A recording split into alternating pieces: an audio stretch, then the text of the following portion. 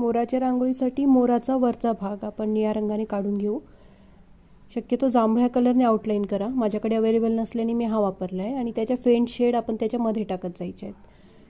त्याच्यानंतर पिसारा काढताना आपण पूर्ण हिरवा रंग आधी देऊन घ्यायचा आहे. हिरव्यामध्येही एक दुसरी डार्क किंवा लाईट शेड घ्यायची आहे.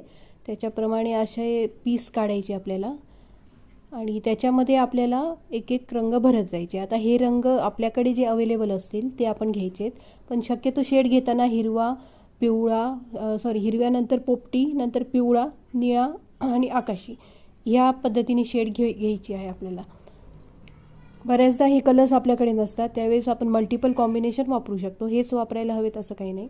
त्याच्यानंतर चोच, तुरे, त्याच्यानंतर आपण हलक्या हाताने पाय काढायचे आहेत. फांदी काढायची. फांदीवर आपण फुलं पानं दाखवू शकतो.